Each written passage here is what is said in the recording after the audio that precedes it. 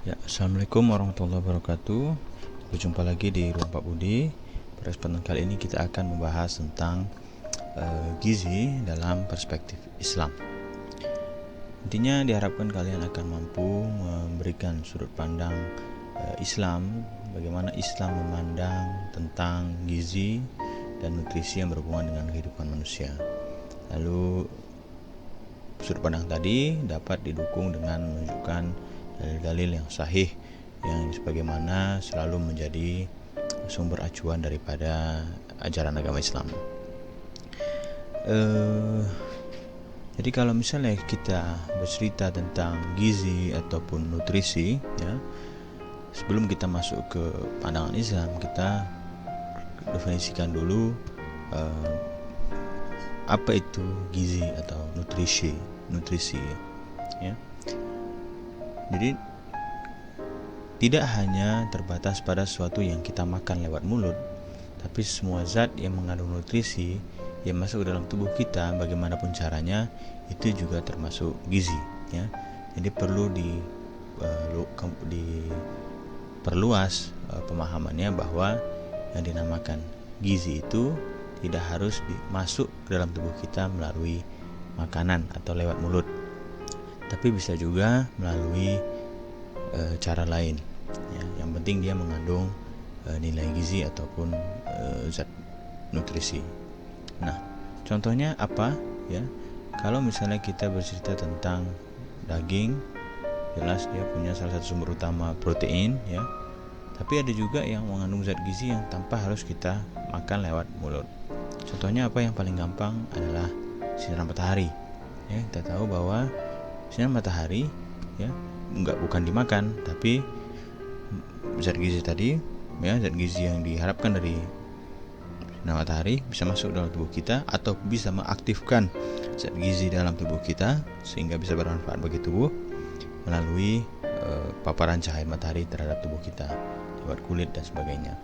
Ya, jadi tidak hanya masuk lewat mulut, tapi bagaimanapun caranya yang penting masuk dalam tubuh kita. Ada lagi kalau misalnya kita cerita tentang, kalau ada di iklan-iklan tentang vitamin rambut, katanya nggak dimakan tapi dioleskan di rambut misalnya. Atau bagi perempuan sering menggunakan krim-krim, ya, untuk wajah dan semacamnya. Itu semuanya adalah nutrisi, ya, gizi. Atau ada yang disuntikkan malah. Jadi tidak hanya sesuatu yang dimakan, tapi apapun yang mengandung nutrisi, zat yang mengandung nutrisi masuk dalam tubuh kita, tidak hanya lewat makan mulut, ya, selama dia mengandung nutrisi itu juga termasuk nutrisi. Nah, itu perlu kita luruskan. Kenapa? Bahwa dalam Islam memandang gizi itu secara luas. Bagaimanapun kita tahu, Islam itu mengatur umatnya mulai dari terbuka mata hingga tertutup mata. Jadi dari pagi hingga malam, dari ujung rambut sampai ujung kaki itu diatur dalam Islam. Nah, jadi kalau misalnya kita di Indonesia, ya, gampang kita lihat bagaimana Islam memandang tentang nutrisi. Jika kita hanya memiliki definisi bahwa gizi itu hanya yang dimakan, maka konteksnya adalah jika kita melihat halal dan haram dalam Islam, ya, itu hanya di produk-produk makanan atau minuman. Tapi kita bisa lihat di Indonesia bahwa tidak terbatas pada makanan dan minuman atau sesuatu yang dikonsumsi, bahkan produk-produk yang tidak dikonsumsi pun juga ada label atau logo halalnya. Nah, contohnya misalnya alat mandi, ya, pasta gigi, sabun, sampo, ya, itu nggak dimakan, tapi dia ada logo halalnya, karena zat-zat yang masuk itu harus dipastikan halal bagi tubuh manusia. Nah, begitulah salah satu contoh-contoh di mana Islam, ya, di Indonesia ini sudah mengatur sedemikian rupa. Ada banyak ayat Al-Quran maupun hadis yang, ya, menjelaskan tentang halal dan haram. Bahkan dalam Islam, ya, ada satu surah yang membahas tentang makanan, Al-Maidah, ya, walaupun isinya tidak semua tentang makanan, tapi ada satu surah, ya, yang fokus membahas tentang hidangan, makanan. Walaupun ada seperti misalnya di surah Al-Baqarah, ya, surah-surah lain ya, ada juga yang membahas tentang makanan halal dan haram. Ya, secara tradisional atau secara umum diketahui bahwa dalam Islam itu yang halal itu, yang haram itu, contohnya adalah makan anjing, babi, binatang buas, ya, binatang yang hidup dua alam, hewan bertaring dan hewan yang kotor. Nah, semua ada dalilnya yang menyebabkan hal yang tersebut tadi. Namun jika kita petik hikmahnya bahwa semua yang dilarang dalam atau yang diatur dalam agama Islam itu adalah demi kemaslahatan atau kebaikan individu, perorangan maupun secara umum masyarakat, manusia itu sendiri. Nah, jadi kalau misalnya ada orang yang bertanya kenapa orang Islam tidak mengkonsumsi babi atau tidak mengkonsumsi alkohol, ya, jawabannya adalah itu karena perintah agama. Namun, kenapa agama memerintahkan itu? Ternyata dengan seiring kemajuan jalan bahwa aturan agama tadi itu bisa dibuktikan secara ilmu pengetahuan bahwa itu bermanfaat bagi kesehatan.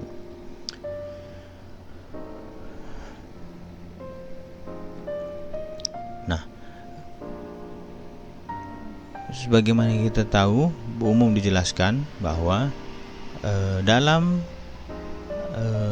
babi, ya, contohnya dalam babi itu ada cacing pita. Sebagaimana juga dalam sapi juga ada cacing pita. Namun kenapa sapi diperbolehkan sedangkan babi tidak? Nah, ternyata jenis cacing pita yang di dalam babi itu lebih ganas dibandingkan cacing pita dalam sapi. Dia lebih kuat menempel di dinding-dinding usus sehingga dapat dengan lebih mudah melukai usus sehingga orang secara umum mudah kehilangan nutrisi dalam tubuhnya jika mengkonsumsi babi.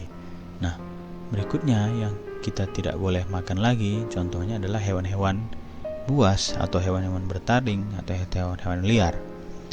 Nah, karena ternyata dalam beberapa penelitian terakhir ini hikmahnya yang telah dibuktikan oleh pengetahuan bahwa banyak penyakit-penyakit re-emerging ataupun emerging disease, penyakit-penyakit yang muncul kembali atau yang penyakit-penyakit baru ini berhubungan dengan hewan-hewan tersebut tadi, baik hewan buas maupun hewan liar maupun hewan bertaring.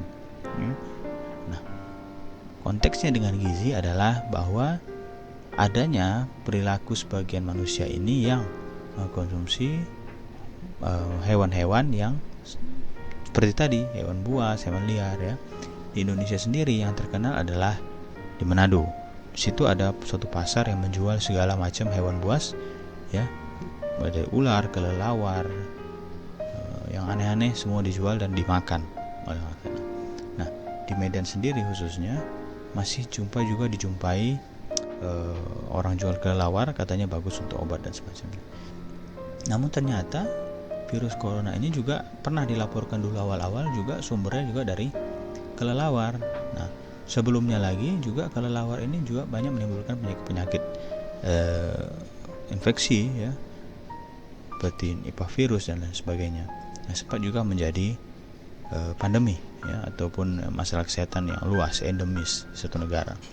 Nah, jadi Islam tentunya jika ada dua orang, Islam dan non-Islam. Orang Islam tadi karena dia menjalankan syariat agama, dia tidak makan yang hewan buas dan semacamnya. Jika ditawarkan misalnya sop kelelawar, maka tentu dia tidak akan makan. Sementara orang yang tadi itu ya karena dia memang biasa, kebetulan mungkin si kelelawar tadi terinfeksi oleh virus, maka dia akan terkena. Nah, itulah bagaimana Islam juga mengatur umatnya ya untuk menjauhkan umatnya tadi dari sesuatu yang membahayakan. Mungkin memang tidak selalu berbahaya, tapi pada saat tertentu itu akan menjadi masalah. Nah, tapi itulah gunanya proteksi. Jika kita menjalankan syariat agama, maka kita akan juga selamat dari pada hal-hal yang negatif. Itu adalah beberapa contoh yang dapat kita ambil hikmahnya, bahwa bagaimana konsep halal dalam Islam itu benar-benar komprehensif dan komplit. Dan apa yang dibolehkan dan apa yang dilarang itu memang benar-benar sesuai dengan kodrat alamiah manusia. Lalu ada lagi dalam Islam, dia itu tidak hanya halal namun baik. Ini dilihat dari mana? Ya, jadi misalnya tidak hanya sumber makanannya, lalu ada lagi prosesnya. Jadi dalam ilmu gizi atau ilmu nutrisi, ya, itu kita membahas sesuatu zat itu dari farm to fork. Artinya dari dia mentah masih di sawah, di ladang, di kebun, ya, atau di peternakan, hingga to fork, to garpu, atau sampai di meja makan, atau sampai mau dimakan. Jadi di setiap langkah tadi itu ada hambatannya atau tantangannya masing-masing. Kalau tadi misalnya di awal, dari sumbernya dulu, sumbernya halal atau haram. Di dalam Al-Quran hadis disebutkan beberapa makanan atau sumber makanan yang haram. Itu dari sisi sumber. Jadi sudah jelas bisa kita pilih, ini halal, ini haram. Lalu ada lagi yang sumbernya sudah halal, namun ada lagi tahap berikutnya, dia harus prosesnya juga halal sehingga dia menjadi halal dan baik, atau halalan thayyiban, ya. Jadi dia ada tata cara penyembelihannya, ya, bagi hewan misalnya, atau bagi yang dalam proses setelah disembelih, proses masaknya juga itu diperhatikan. Secara ilmu pengetahuan disebutkan bahwa hewan yang disembelih secara Islam itu bedanya dengan yang tidak disembelih secara Islam, tapi yang dengan pisau atau parang, ya, bedanya adalah pada yang disembelih secara Islam, bahwa darah itu setelah saat disembelih dia ditunggu hingga semua darah keluar dari tubuh si hewan hingga berhenti sendiri. Nah, berbeda dengan yang konvensional atau yang bukan cara menyembelih halal, itu dipotong langsung sehingga terputus kepala dan darah tidak sepenuhnya keluar dari si binatang. Nah, jadinya karena seperti itu, jika seandainya si binatang tadi memiliki suatu penyakit dalam darahnya, atau memiliki zat-zat yang beracun, atau memiliki kadar-kadar tertentu yang tinggi, maka jika dipotong dengan cara halal, secara nalar, ya, bahwa darah yang keluar sehingga dia akan keluar bersama aliran darah tadi, ya. Jadi zat-zat yang berbahaya dan semacamnya yang ada dalam darah akan keluar pada saat disembelih secara halal. Berbeda dengan yang disembelih secara tidak halal, maka dia akan tetap ada di dalam tubuh itu dan bahkan mungkin akan dimakan bersama dagingnya, begitu. Nah, sehingga dia akan lebih beresiko memiliki kandungan-kandungan zat yang mungkin tidak baik untuk kesehatan. Contoh misalnya, contoh kasus seekor ayam, ya, disuntik antibiotik oleh peternaknya, ya. Kemudian pada saat baru disuntikkan, datang seorang pembeli yang ingin membeli ayam tersebut dalam keadaan hidup. Lalu dua-dua ayam ini sakit, ya, ya. Namun sudah diberikan obat dan sudah agak sehat. Nah, tapi masih dari hari yang sama.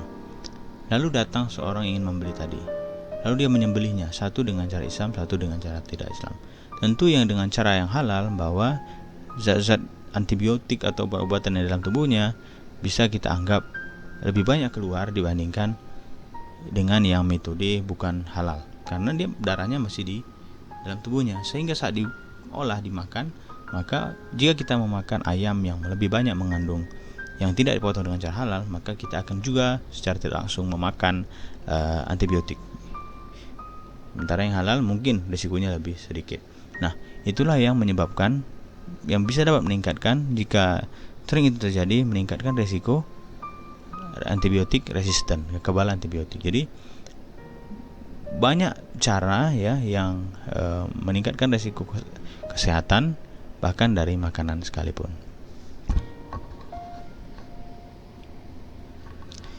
Lalu sumbernya sudah, prosesnya sudah, lalu yang halal tadi pun bisa menjadi haram jika prosesnya tidak baik. Ya, di prosesnya tadi tidak baik.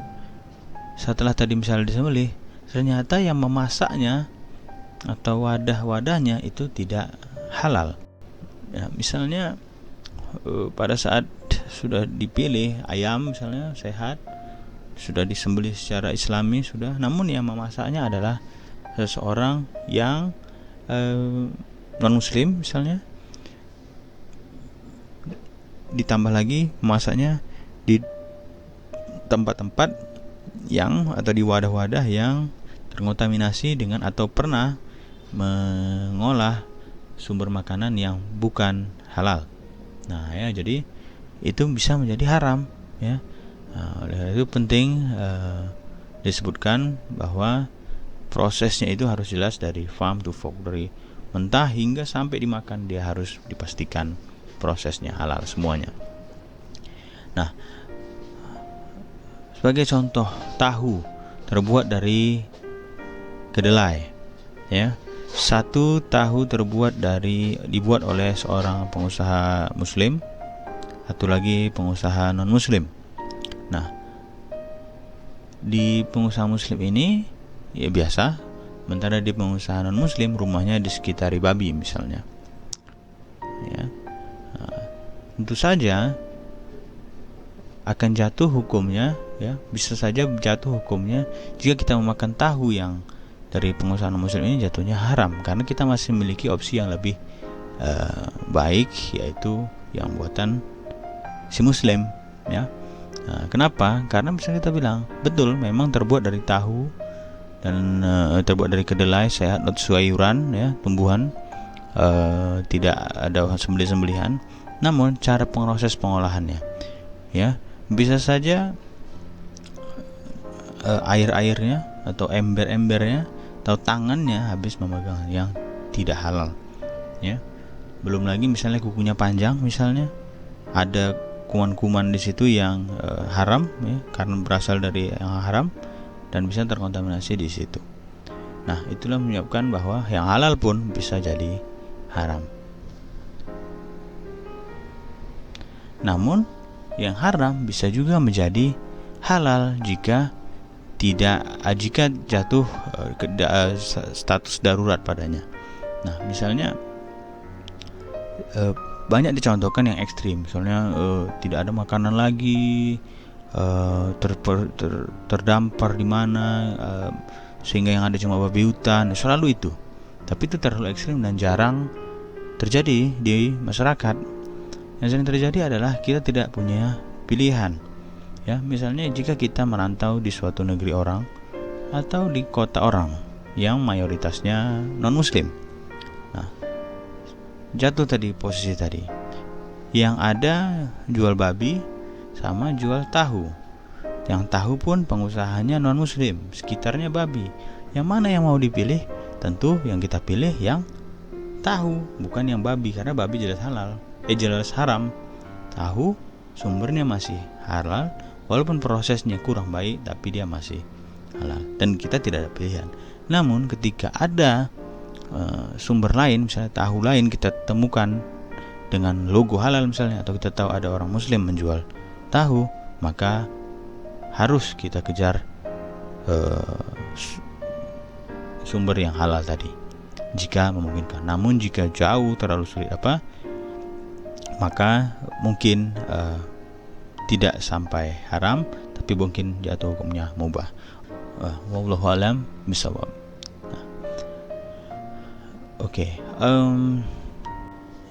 Ya, jadi itulah tidak mudah bagi para pejabat ya yang bertanggung jawab dalam mengeluarkan sertifikasi logo halal di produk-produk sehari-hari ya, karena itu sangat harus dipertanggungjawabkan.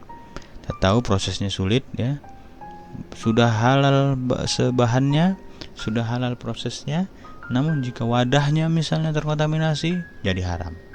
Ya.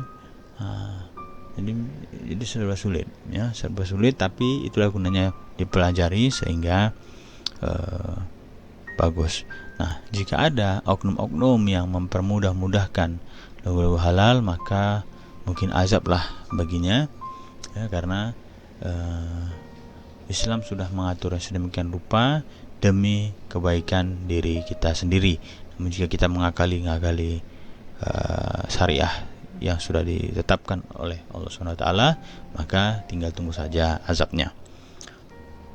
Ya, jadi sebagai kesimpulan bahwa dalam Islam, ya, gizi itu secara konsep gizi farm to fork dalam Islam juga sudah sesuai, bahwa dalam Islam diatur gizi itu mulai dari awal lagi sebelum ada, bahkan bahannya pun dipilihkan, sampai dimakan semua harus prosesnya ada. Bahkan bukan sampai fork lagi, tapi sampai mouth, sampai mulut, ya. Jadi mau mulut baca bismillah dulu, ya kan. Jadi Islam bahkan lebih komplit lagi daripada konsep farm to forknya gizi, ilmu gizi, ya, karena sebelum farmnya lagi mau buat farm apapun dia ditentukan oleh agama, ya, karena tidak semua boleh. Nah, itu dia. Jadi tidak ada kontradiksi antara ilmu pengetahuan dan Islam.